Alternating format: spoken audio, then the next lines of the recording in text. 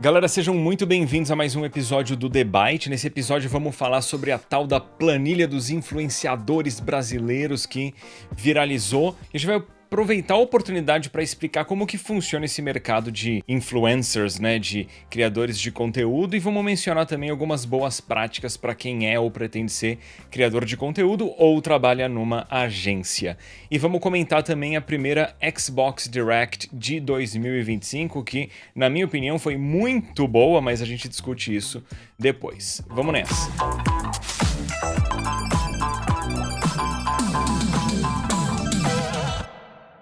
É isso aí, pessoal, começando mais um debate, falando agora da tal planilha dos influenciadores, um documento aí que ficou conhecido por esse nome, viralizou recentemente nas redes sociais por conta de uma espécie de exposed que acabou sendo dado a um monte de influenciador a partir dos olhos de profissionais de publicidade e agências também. Nela, um monte de influencer tem recebido aí altos elogios pelo seu suposto comprometimento e profissionalismo, mas também um monte de gente tem recebido algumas avaliações, digamos assim, negativas. A planilha já conta com mais ou menos 700 reviews e nela a gente encontra nomes como Juliette, Gil do Vigor, GK e também grupos de criadores de conteúdo famosos como o pessoal do Podpah, Brochada Sinistra e também o pessoal do Diva Depressão. Antes da gente entrar mais nesse assunto, queria passar a palavra pro Vandep, porque essa história vai muito além disso, né, Vandep? Sim, a gente pode discutir a planilha, se é ética, por que isso é feito, se é justo, toda essa questão. E você falou que houveram elogios, mas sinceramente isso começou bem numa toada negativa e depois parece que o pessoal foi populando com coisas positivas, que bom também, né? Porque é complicado disso. Mas aí isso dá o gancho para a gente discutir também como que é esse dia a dia, né? Porque o pessoal vê, né? Se você acompanha qualquer criador de conteúdo ou influenciador que seja, você vê o pessoal fazendo as publis, parcerias, né? Eu acho que dentro dessa planilha mesmo tem muito tipo, o influenciador fez chato porque mexeu no briefing, alguma coisa assim que, inclusive, é importante, né? Então, como que funciona esse mundo? Vamos passar por partes aqui. Geralmente tem o cliente, né? E o cliente é uma marca que você conhece, que for, e eles contratam uma agência. Essa agência geralmente faz o mapeamento do mercado, procura os melhores nomes. Muitas delas disparam, sei lá, 100 nomes para fechar com 5, às vezes o mais barato, ou quem cobrou menos, ou às vezes é o nome certo. E aí que chega um papel de um agente, que sou eu, né? Eu sou um agente de talentos. Isso é um pouco diferente do que eles chamam de assessoria, né? Beleza, eu também faço esse trabalho que, para mim, a assessoria gerencia mais o dia a dia. Não vou dizer que é um assistente, mas que toca mais essa parte, né? E para mim, um agente de talentos tem que não só nutrir talento, né? Tá no nome, que eu acho que é o que muitos deixam de fazer, que é trabalhar a autoestima, a profissionalização. E dentro desse formato de agentes existem, né, as agências grandes, que tem um pessoal que tem, sei lá, 40 funcionários, 200 criadores de conteúdo. E a dinâmica nessa funciona tipo, tem o departamento comercial, eles, né, querem fechar as campanhas, né? Aí tem umas que trabalham com bet, tem umas que não, né? Não sei como são esses parâmetros. E muitas vezes eles botam na mão de alguém de atendimento, né? Que essa pessoa de atendimento tem que conversar com o criador de conteúdo. Aí eu só posso falar pelo meu trabalho, né? Então não vou comentar especificamente essa dinâmica, mas muitas vezes, pelo que eu sei, não, o criador de conteúdo não está necessariamente informado de que isso ia acontecer, às vezes ele não concorda com alguma coisa, que justamente quanto mais, né, mais pessoas, mais ruído pode acontecer, né?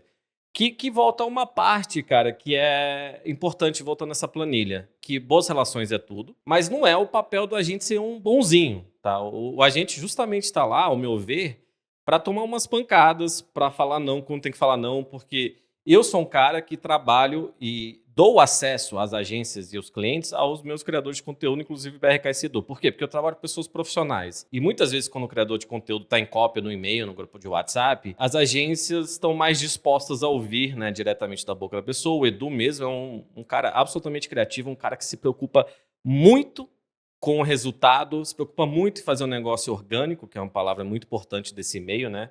Daqui a pouco eu acho que ele pode até comentar, a gente fez o Mandalura, que é um patrocinador aqui nosso também, mas também do canal dele, e o maior parceiro da minha agência, que isso é muito importante, porque muitas marcas, né, isso é outro contexto dessa planilha. Eu sei que eu estou falando muito, gente, mas eu tenho muito a falar, já vou passar a bola para meus colegas, mas tem muitas marcas que, de fato, eles são super inflexíveis, tem uma ideia para a campanha que não faz nem sentido, então muitas vezes eu vejo uma boa oportunidade, eu falo, cara, mas isso aqui não dá para fazer, então a gente não fecha, o que é uma pena.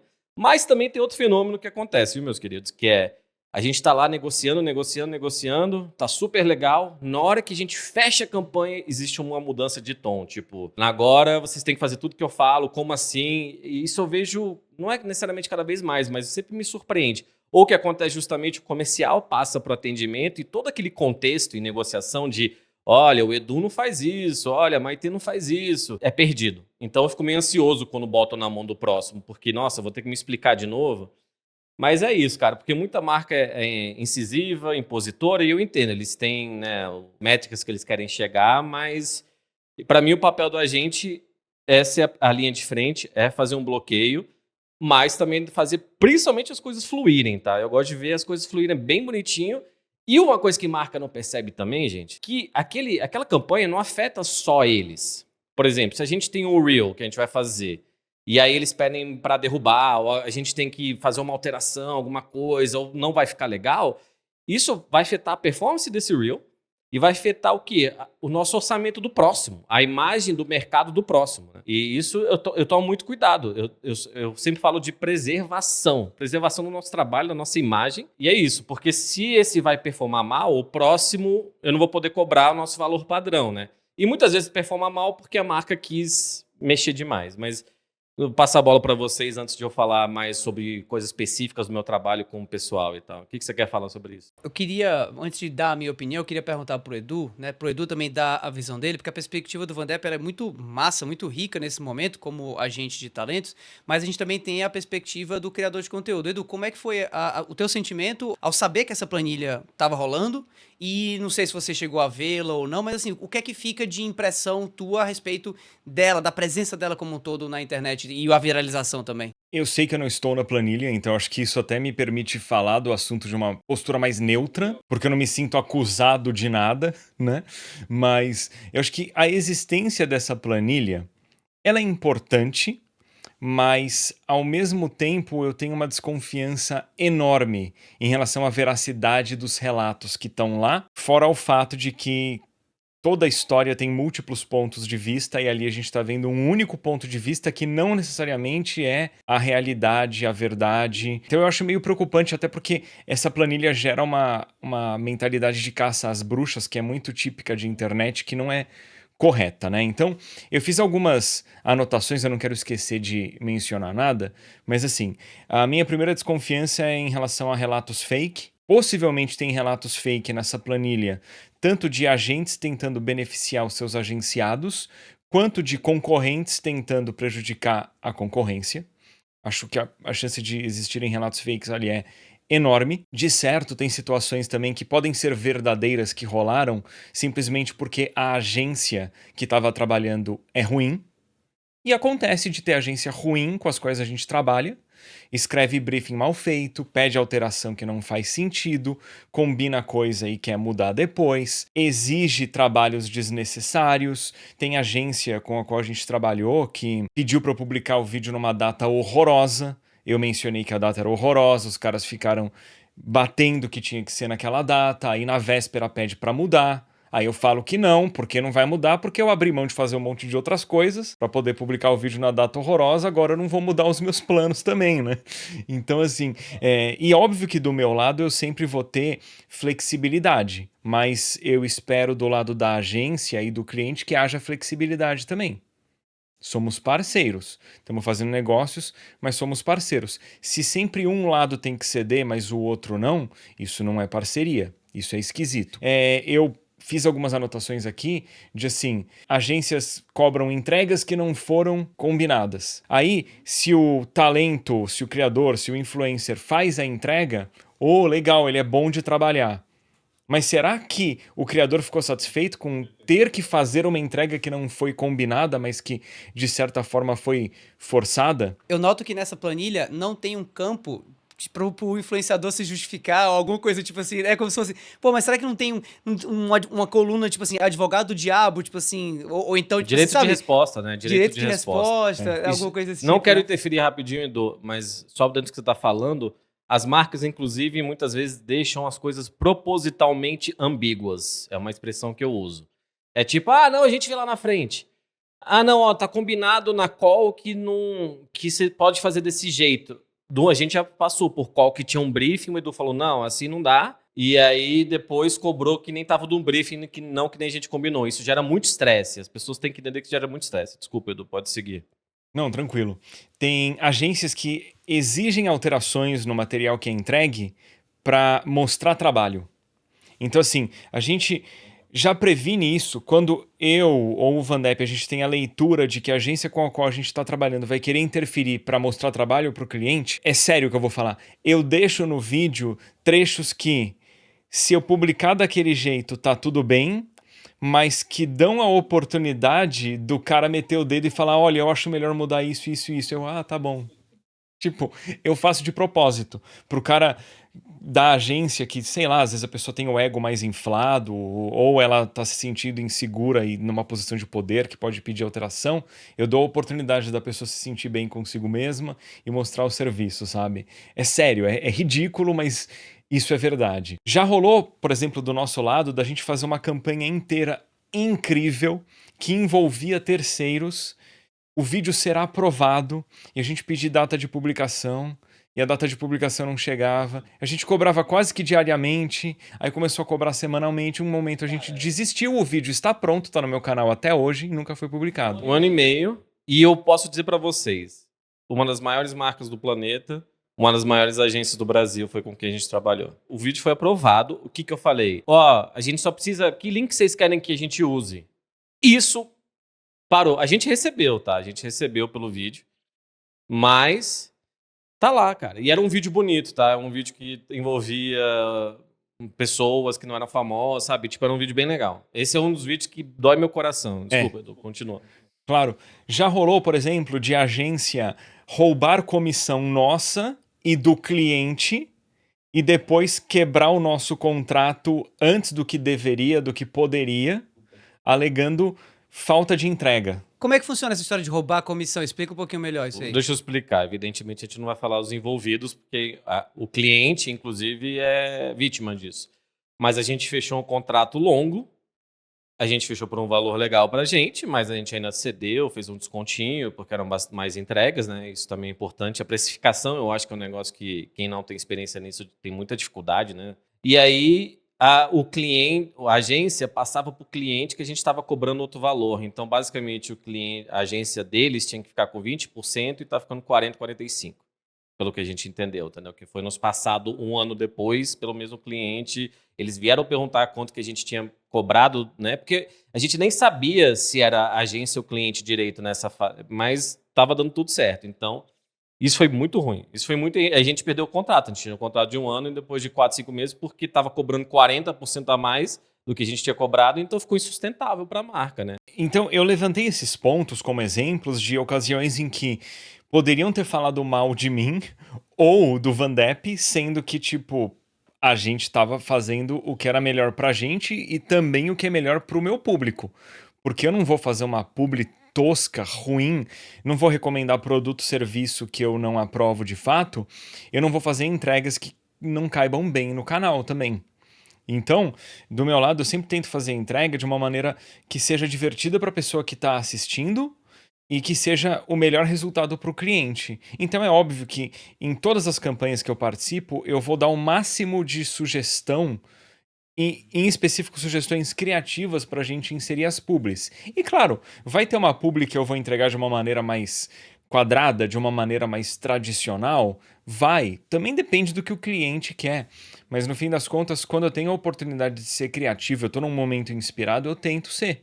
E tem marca que não vê isso com bons olhos porque eles querem algo quadradinho. Às vezes a agência tem uma mentalidade mais da época, sei lá, de TV, jornal, rádio. Não tem nada de errado com isso, mas não necessariamente deveriam estar trabalhando com criadores de conteúdo independentes. Se eles querem algo mais quadradinho, eles poderiam fazer uma produção de propaganda de TV, que eu não acho que vale a pena, mas é uma opção que eles teriam se eles quisessem fazer as coisas tão quadradinhas também, né? E eu vou falar, às vezes, não é nem a agência necessariamente que tem uma cabeça antiga, jurássica. Às vezes é uma pessoa. Às vezes a agência inteira, inclusive, tem uma cabeça boa, mas o dono da agência tá olhando pro passado ainda, né? Eu sou professor de publicidade e propaganda, eu atuei no mercado publicitário durante muito tempo aqui em Fortaleza, com várias marcas e tudo mais, e assim, o que eu posso dizer pelo meu viés, pelo viés talvez da agência nesse caso, é que assim, a gente tá ainda hoje no mercado publicitário em geral, e é claro que tem suas exceções, trabalhando com um modelo ainda muito antigo de mercado publicitário, perante uma loucura de evolução, de crescimento que é essa publicidade digital, e que na figura do influenciador digital mostra para esse mercado já defasado em vários pontos uma parada que eles não sabem lidar muito bem. Porque tratar com gente é um negócio difícil, né? Durante muito tempo o mercado publicitário evoluiu, aqui no Brasil especialmente, para ser muito mais sobre mídia, ou seja, sobre o contrato que você fecha com o canal de comunicação XYZ, com o veículo XYZ, seja TV A, B ou C, rádio A, B ou C, jornal A, B ou C, do que sobre mesmo criatividade, conteúdo, sabe? Eu tenho notado isso acontecendo ao longo do tempo, tanto que as equipes criativas das agências, elas têm sido cada vez mais pressionadas para suprimir um pouquinho a criatividade e fazer aquilo que cabe no template, aquilo que cabe no formatinho, para ir logo, porque o que essa agência vai ganhar muitas vezes é a comissão do veículo, então tem toda uma discussão por trás disso que é bastante complexa. E aí quando entra o influenciador digital, é como se você estivesse jogando nessa engrenagem muitas vezes que é até meio robótica, porque o que importa às vezes é mais a mídia do que a criatividade, do que o conteúdo. Você está trazendo o elemento humano de volta, você está trazendo ele para dentro dessa discussão, porque o criador de conteúdo, muitas vezes, especialmente quando ele é muito bom,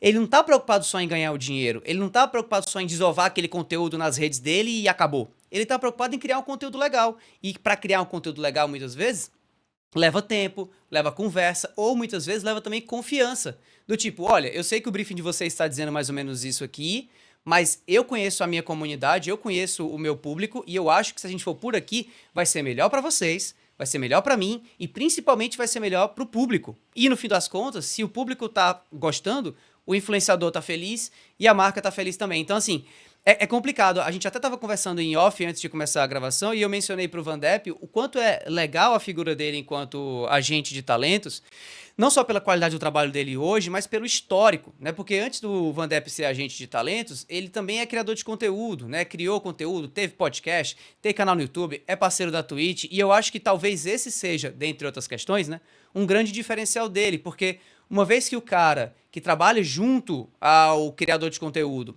o cara que trabalha junto com a agência, ele vive esse mundo da criação, ele já foi criador de conteúdo ou é criador de conteúdo, ele consegue entender melhor esses processos, ele consegue fazer com que esse caminho seja mais bem feito. Você sente mais ou menos isso também, Vandep, na tua atuação? Tipo, esse é um diferencial que você nota no teu trabalho? Cara, isso é um bom ponto, né? Eu comecei lá no YouTube também em 2011, né? O Edu, eu sempre falo, sou grato ao Edu, ele deu like no meu primeiro vídeo, setembro de 2011. Isso vai dar 14 anos em breve, né? Então é muita coisa.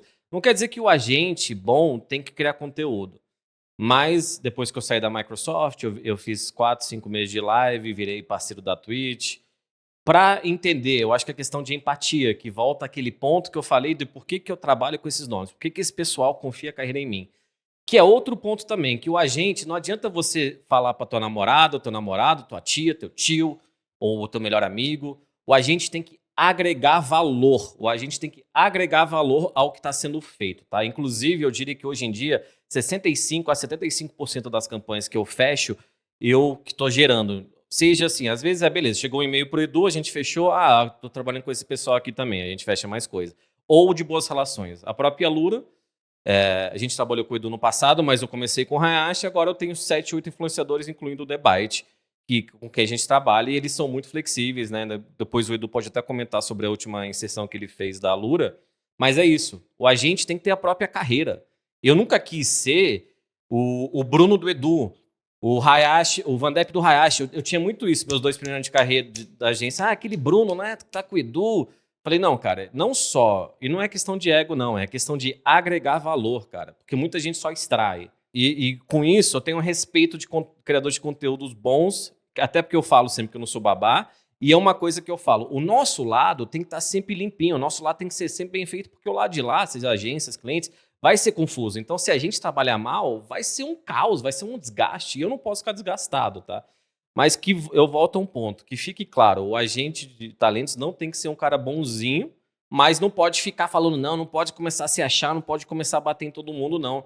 Eu vivo 100% de comissão, tá? Isso é transparência total. Ninguém me paga um centavo, até porque eu não quero ficar devendo para ninguém. Porque na hora que alguém tá te pagando salário, você tem que, né, não só mostrar serviço que eu já mostro, mas você tem uma responsabilidade com ele. E voltando a esse ponto, o meu trabalho é muito personalizado. Eu sempre quis ser agente de talentos, eu gosto muito do que eu faço. Falou de criação de conteúdo, o Debite é o quê, cara? Quando a gente começou a falar o Debite, eu falei, tem que ser um negócio que agrega a minha carreira de agentes. Eu quero ser um lugar, porque eu vejo um espaço para falar do meu trabalho e falar dessas coisas como estamos falando agora. Se fosse só para ficar streamando na Twitch, jogando joguinho, eu acho que eu ia estar gastando tempo hoje em dia, entendeu? Eu ia estar gastando meu tempo, que eu tenho pouco. E, de novo, meu trabalho é personalizado. Meu trabalho com o Edu é muito diferente do meu trabalho com a Maitê, que é muito trabalho agora que virou público, eu estou trabalhando com o Alan Zoca. Tá? E eu acho que agora a gente pode até ser muito transparente aqui eu tô com ele há 3 semanas, 4 semanas.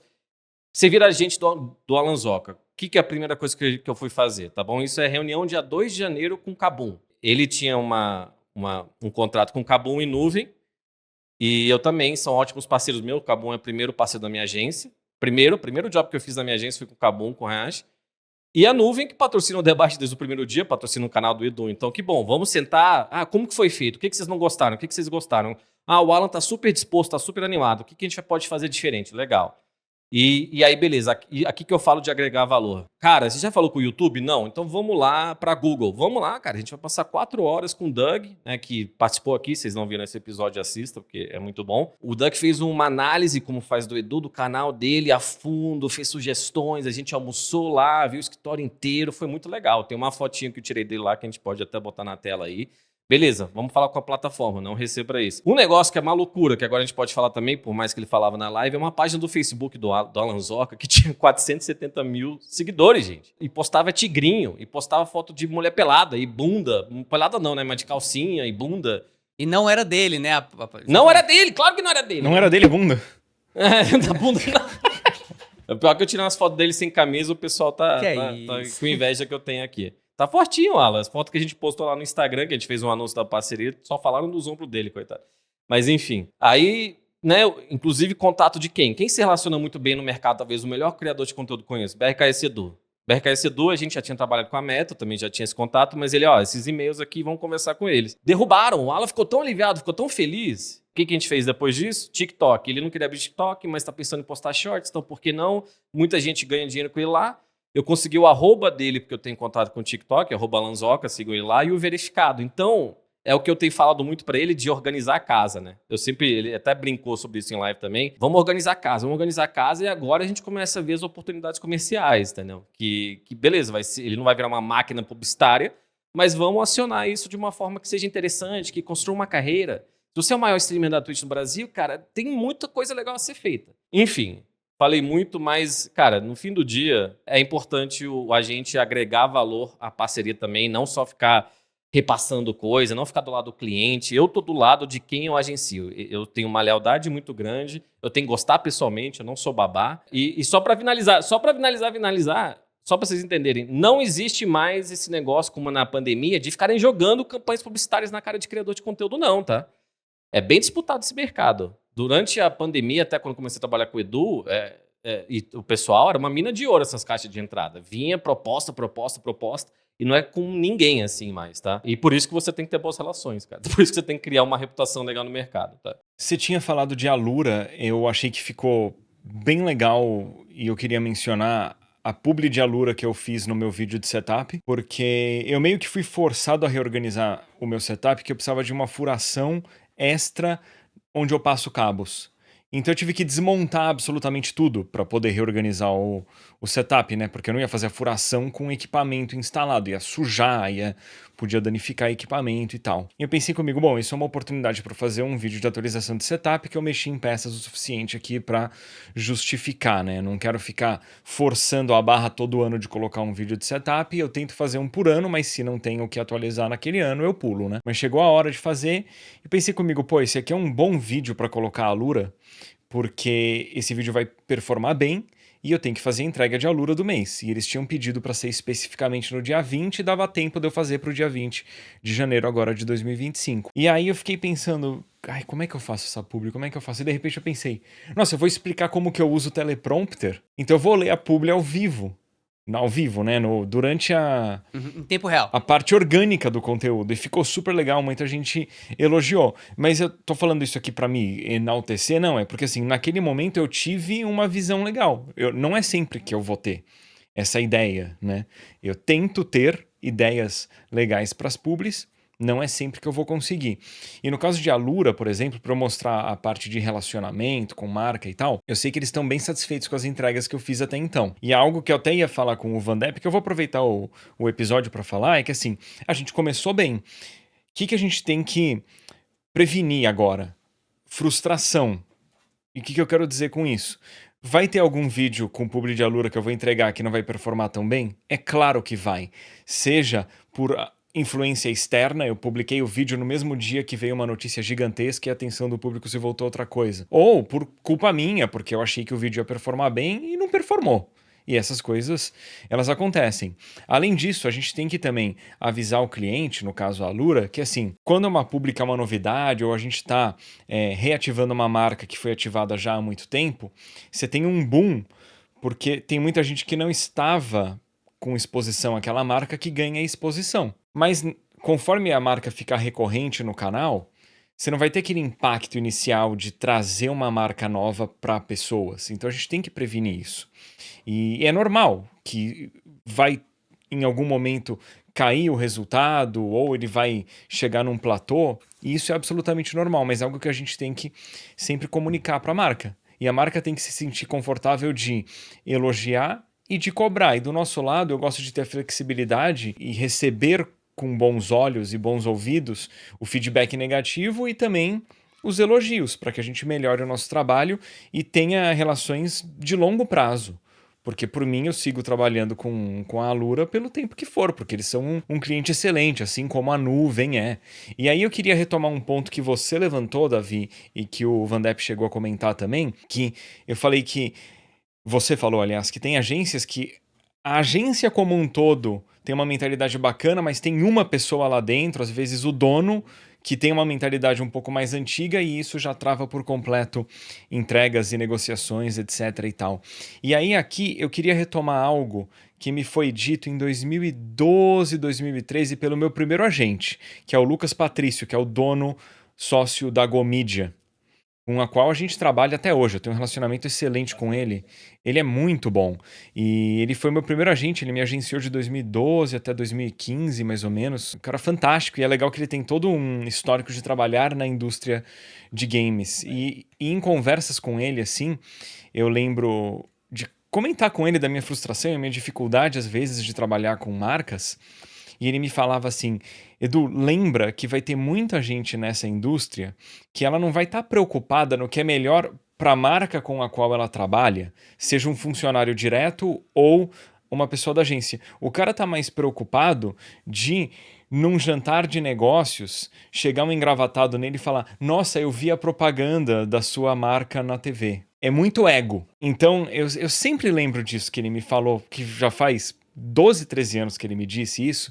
E sim, as coisas mudaram, mas a gente ainda lida com gente com essa mentalidade na indústria, que é o cara que tem o ego que ele quer receber o elogio do amigo, ele não necessariamente quer aquilo que é melhor para a marca para a qual ele trabalha. Sim, mas isso, Edu, é até parte de navegar esse mundo, a experiência. Eu já fiz mais de 1000 campanhas na minha agência sozinho, tá? Sozinho com criador de conteúdo, 1000 campanhas. E eu sei me relacionar bem até para conseguir informações, às vezes, a agência, né? Eu tento ser muito simpático, prestativo, né? Pelo menos. Tipo, a pessoa fala, não, cara, eu tô tentando explicar pro cliente que é melhor desse jeito, entendeu? Eu tô realmente tentando explicar, mas ele não tá entendendo e no fim do dia eles estão pagando e eu não sou nem o dono da minha agência, então, que é uma das razões que eu também, eu gosto de fazer tudo, porque o que foi alinhado comigo entre o cliente vai ser repassado pro Edu, então não tem lugar para ruído, mas eu tento ter empatia, eu já falei, por quem tá na linha de frente não toma as decisões, né? Então tem agência que sim, não vai também escolher os melhores influenciadores para aquela campanha porque vai escolher quem cobrou menos e a agência vai ter a maior margem de lucro, que nem vai para os funcionários, né? Mas talvez essa seja a diretriz, né, da campanha. E aí sim, muitas vezes, Davi, essa mentalidade jurássica às vezes é do cliente, né? Eu também não sei o que está sendo repassado da agência para o cliente, porque eu fico, fala pro Edu, mostra isso aqui, olha esse exemplo aqui, vai ser muito legal fazer essa campanha. Nada me empolga mais do que uma campanha que combina muito, que é muito orgânica, que é muito legal, tá ligado? Então, e às vezes, se eu sei que a pessoa trabalha bem, eu sei que a pessoa está repassando. Às vezes não, às vezes eles não querem perturbar o cliente, tá? E só uma última coisa nesse ponto. Lembrem que as parcerias, as publis, elas financiam os projetos do pessoal que você assiste.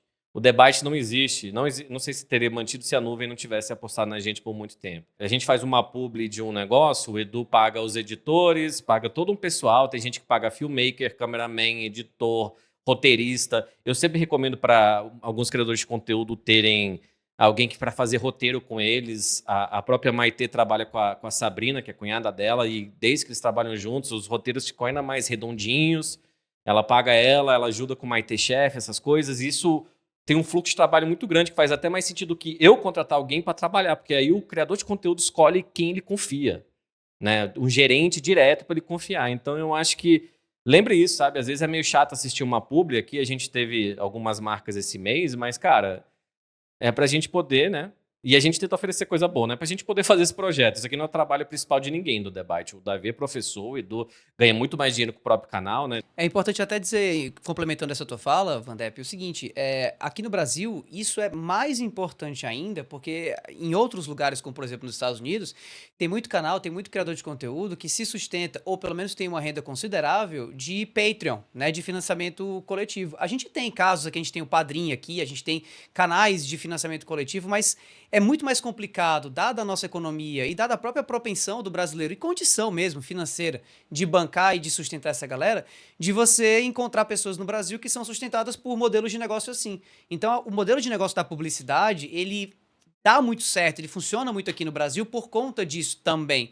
Então, daqui pra frente, você que tá acompanhando a gente aqui agora no debate, tente entender as publis por esse viés também, tá? Pelo viés do tipo assim, esse é o melhor caminho dentro da nossa economia de fazer você continuar curtindo esse conteúdo e de fazer também quem tá produzindo esse conteúdo continuar curtindo fazer isso que ele tá fazendo, né? E eu diria, cara, que quanto menor o criador de conteúdo, maior a renda das publis entendeu? Porque o cara vai viver de Twitch, streamando nem que seja para 200 pessoas, não tá ganhando dinheiro não, cara. Então tem criador de conteúdo que trabalha que talvez a publi do mês seja 80 ou 90% da renda, entendeu? Aí talvez para uma pessoa que nem um Edu, alguém pode ser metade, né, um funk, não sei, ou 40%, 30%, já dá um aumento legal, você já pode pagar melhor os editores, né? Você também quer pagar bem as pessoas que te ajudam, sempre acho, né? Qualquer prestador de serviço para você, cuide, né? E paga bem, então a viabilidade disso é importante. E eu tento trabalhar com propósito, né? Eu sei que é capitalismo e tal, cara, mas eu quero trabalhar com gente que eu gosto, eu quero trabalhar com projetos interessantes.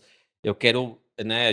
Eu falo da Maitê sempre, inclusive aqui a Maitê Chef, que ela mandou pra mim aqui. Depois eu mostro. Você puxar a Maitê, inclusive Maitê, a Maitê, oi, aqui, Maitê. você puxa a Oi, Maitê, como você tá? Não, a gente tem que chamar ela pra conversar com a gente aqui, inclusive. Claro. Cara, o crescimento dela, de ver a felicidade, todo mundo fala, e não é por causa de mim, é por causa dela. Eu só nutri talento, que nem eu disse. Isso me traz uma satisfação muito grande. Eu queria só trazer um ponto que é legal e é interessante, eu acho que para as pessoas ouvirem, que vocês falaram sobre a importância, né, das publis para financiarem conteúdo, canais e tal.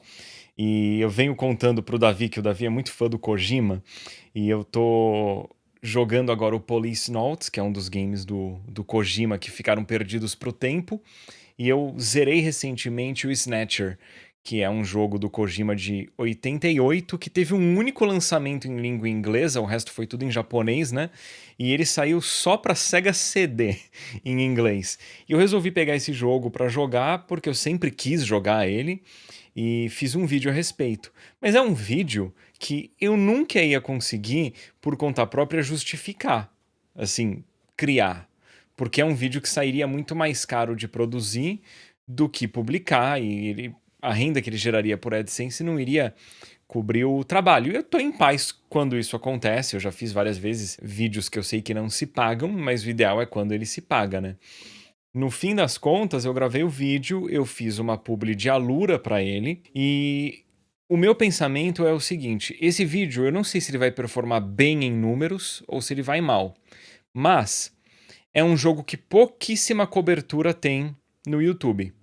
Então, em português, o meu vai ser um dos poucos vídeos do assunto, o que tende a tornar esse vídeo um vídeo que vai ter a gente chama de cauda longa, né? Ele vai possivelmente eternamente gerar views e trazer viewers que estão interessados no jogo. Mais do que isso, as pessoas que clicarem para assistir esse vídeo provavelmente são pessoas que vão estar numa faixa etária e com um poder aquisitivo que está alinhado com os objetivos da Alura.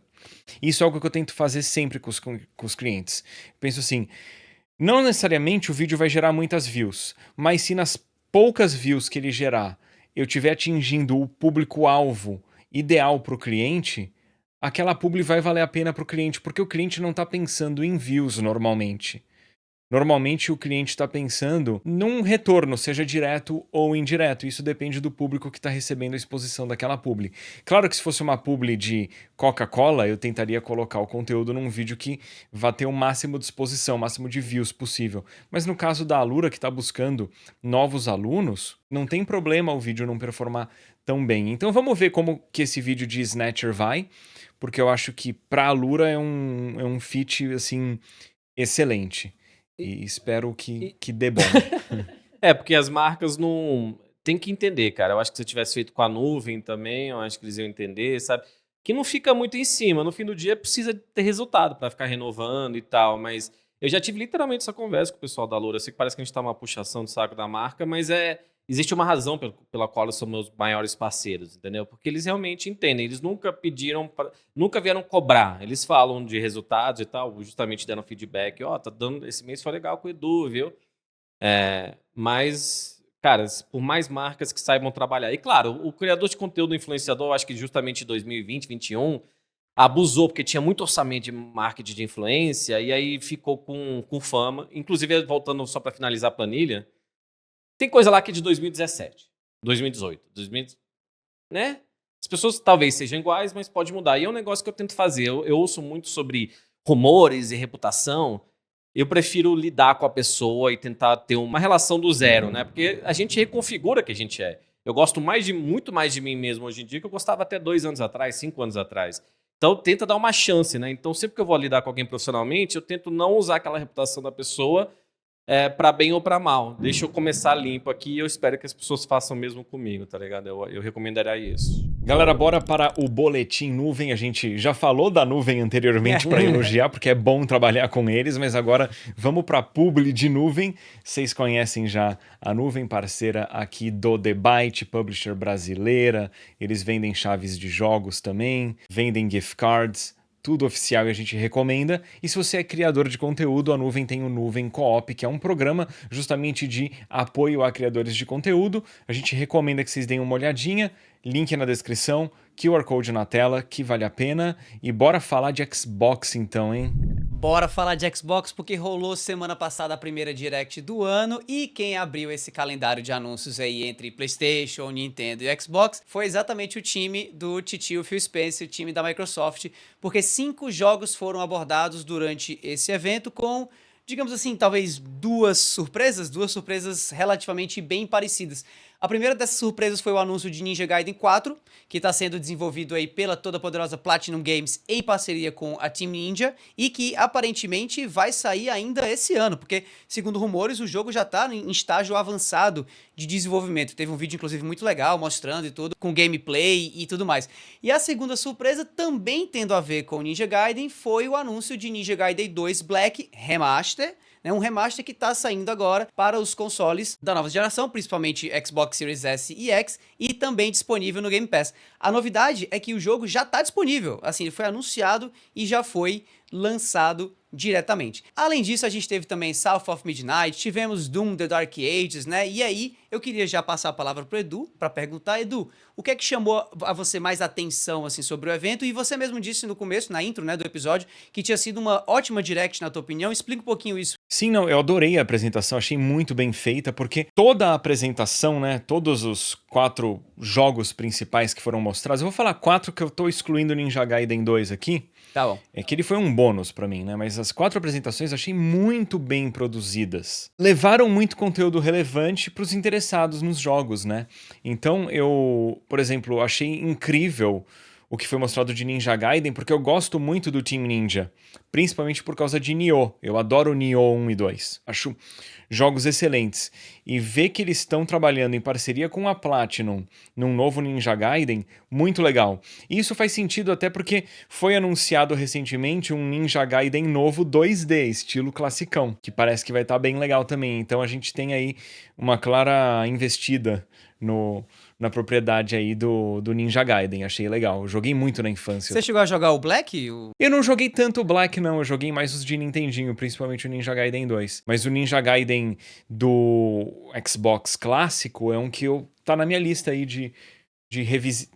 Não é nem revisitar, eu cheguei a testar, mas eu nunca zerei. É um jogo que eu tenho curiosidade de jogar assim. E daí, a parte do meião da apresentação ali, que foram o South of Midnight e o Expedition 33. O South of Midnight é um dos que foram mostrados, é o que menos me atrai, pra ser sincero. Por quê? Eu não sei se é a temática do jogo em relação a gameplay, que eu acho que talvez fique repetitivo, mas de qualquer forma é um jogo que eu tenho a curiosidade de testar.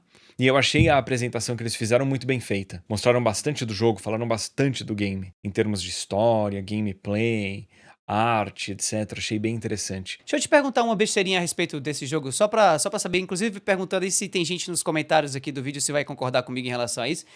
Pra mim é algo muito estranho a escolha estilística que eles fizeram do game rodar a 60 FPS normal, mas as cutscenes aparentemente rodarem a alguns quadros a menos, talvez 20 quadros por segundo, 30 quadros por segundo. Você chegou a notar isso na apresentação ou isso chegou a te atrapalhar também? Eu notei isso quando mostraram o jogo inicialmente, que eu lembro que a galera achou que era um problema de frame rate do jogo, sendo que claramente era uma escolha artística. Eu acho que isso a gente só vai entender na prática jogando o jogo, porque eu acho que o YouTube, né, a compressão e a forma como os quadros são entregues no YouTube não reflete direito como que isso vai ser na vida real. Eu esperaria para poder opinar, mas eu não discordo dessa opção artística do estúdio. Eu só espero ver isso pra poder opinar melhor, né? Aí o Expedition 33, cara, esse jogo, a primeira vez que ele foi mostrado, ele já me pegou. Sim, Porque eu achei, assim, artisticamente falando, o jogo muito bonito e é um RPG por turnos com uma mecânica que me atrai muito, que a gente viu no Mario RPG, no Lost Odyssey, que é de você dar comandos durante a batalha de turno pra conseguir fazer o ataque crítico ou pra você conseguir dar o parry, a defesa. Eu acho bem legal isso. E do que mostraram na apresentação, cara, o jogo tem mapa mundi, a arte do game tá muito bonita. É um jogo que eu confesso, eu tenho aquele receio desse jogo, ele aparentemente ser incrível e na prática nem tanto. Eu tenho esse receio de na hora que eu começar a jogar o jogo, eu achar que ele não entregou o que eu imaginava, mas ao mesmo tempo eu quero muito dar uma chance pra ele, sabe? Com certeza, eu vou ser bem honesto com você. Eu concordo com tudo que você falou e eu acho que tem fortes possibilidades de ser um jogão, mas me pega um pouquinho. Inclusive, isso ficou bem evidente no próprio vídeo de apresentação do jogo, que foi um vídeo mostrando o time inteiro, a história. Acho que foi o vídeo que mais mostrou a história do time por trás do game, né? Ficou bem claro que é o primeiro jogo daquela equipe. É a primeira investida, digamos assim, séria no mundo dos games daquela equipe. Isso chega a te preocupar um pouquinho? Como é que você analisa isso, o histórico de estúdios que desenvolveram jogos, assim, bastante complexos, bastante desafiadores, mas como os seus primeiros projetos talvez não foram tão bem assim e tal. Como é que você enxerga essa possibilidade de isso gerar talvez um problema lá na frente pro game? Pela complexidade do jogo, talvez gere alguns problemas na questão de otimização, estrutura, mas eu vejo uma vantagem, assim, um benefício enorme de ser o primeiro jogo, porque ainda mais com a mentalidade que o estúdio aparenta ter, essa primeira vez que você tem como desenvolvedor de jogos, eu digo isso por experiência de pessoas com quem eu conversei já, tá? Porque eu não sou desenvolvedor, mas você arrisca mais. E a sua inocência / desconhecimento te fazem tomar decisões que você com mais experiência não tomaria e que possivelmente agregam mais do que prejudicam a experiência. Isso foi um papo que eu tive com o Ben Gelter, que é o criador do The Machine, porque ele já me disse que ele sente falta de não saber tudo que ele sabe hoje na hora de desenvolver. Da inocência do passado. O que faz todo sentido. Em relação ao Expedition 33, eu acho que tem um potencial enorme. Tem o receio que eu falei, tipo, daqui a pouco não é tudo isso que a gente imagina, mas é um jogo que eu tô doido pra dar uma chance. Mas eu tava comentando no meu almoço ontem, ou foi na janta, sei lá, isso é irrelevante. O que é relevante é o seguinte, eu falando pra minha esposa, cara, a apresentação do Doom talvez seja a melhor apresentação que eu já vi de games. Por quê? Ela foi muito boa, ela foi muito bem estruturada e teve algo que eu amei nessa apresentação. Ah, eu sei qual é. Deixa eu adivinhar. É a parte que eles falam das diferenças de cada Doom? Não. Que nenhum. Exato! É muito bom, né, cara? Mas eles fazem isso de uma forma que, assim, não é aquela visão marqueteira da coisa de tipo, o nosso novo jogo é o melhor de todos. Ou, vejam tudo que a gente evoluiu. Não, eles foram tipo assim, cara, então, os outros jogos que a gente fez, a gente acha que eles são muito bons, esse aqui também é bom e ele é diferente. Foi meio que essa vibe que eu peguei da apresentação. Eu achei que foi muito sincero da parte deles a forma como eles explicaram o que é o novo Doom. Fora que é uma apresentação longa e cheia de conteúdo mesmo, né? Eu posso estar enganado no que eu vou dizer agora, mas eu acho que foi mais ou menos assim a explicação. Ele disse assim, a gente tá lançando do Doom The Dark Ages, esse é o nosso terceiro Doom, e ele tem diferenças, assim como os outros dois jogos tiveram diferenças. Se eu não me engano, no primeiro jogo, o foco era você sair atirando na galera. No segundo jogo, tinha a ver com manobras aéreas, você poder fazer grappling, movimentação em geral. E na terceira investida, que é nessa investida agora do Doom The Dark Ages, a proposta é você stand up and fight. Ou seja, a ideia é você não vai estar atirando muito, ou menos do que nos jogos anteriores, você não vai estar se movimentando pra cima e pra baixo, mas você vai estar lutando com seu escudo, com sua arma, contra os chefões. Eu achei isso sensacional. E o contraste que eles fizeram, né, do primeiro Doom mostrando o atual, tipo... É, meu... Você vê que, assim, tipo, a essência tá lá, né? Eu achei a apresentação, assim, espetacular. Em geral, como é que você observa, a partir desses anúncios, como que tá o ano de Xbox? Na minha opinião, o ano pra Xbox começou muito bem, assim, sem polêmicas, provavelmente sem nenhuma demissão, né? Pelo menos não no futuro próximo, a gente espera. Pra mim, começou relativamente bem e eu acho que essa Direct deixou isso... Claro, pode não ter sido a melhor Direct de todos os tempos, até porque eu não vi tanta gente comentando assim, mas com certeza foi uma Direct bem sólida. Como é que você enxerga o começo do ano, 2025, pelo menos esse primeiro semestre aí de Xbox? Eu achei que, assim, eles foram bem sinceros, bem transparentes em relação aos games estarem chegando no PlayStation 5 também. O que talvez não agrade a alguns fãs, mas pelo menos eles estão sendo transparentes em relação a isso. São bons anúncios. Foram 4 principais anúncios. Ninja Gaiden tá pro segundo semestre.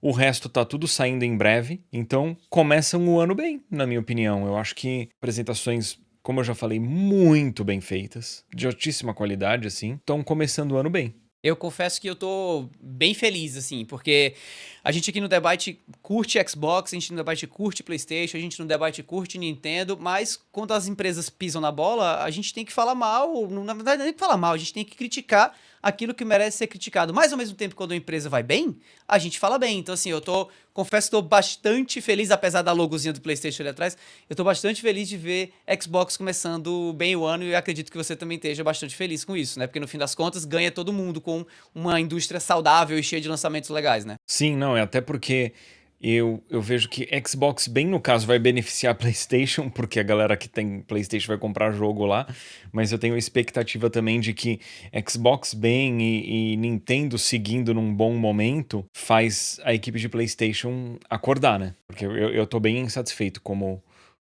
fã de PlayStation com a ausência aí de lançamentos. Ghost of Yotei chega esse ano, mas assim, eu quero mais. É verdade. E galera, é isso. Espero que vocês tenham curtido o episódio. A gente tá encerrando o episódio sem o Van Depp porque tava caindo o mundo lá de chuva e ele ficou sem luz. Mas pelo menos a gente conseguiu gravar a parte inicial da planilha dos influenciadores com a presença dele, que ele era bem relevante pro assunto na parte de games. Ele tinha até mencionado já que não tinha conseguido assistir a apresentação de Xbox, então fluiu de qualquer forma mesmo com a ausência dele esse finzinho de episódio. Espero que vocês tenham curtido, né? Se puderem deixar um gostei, compartilhar, a gente agradece.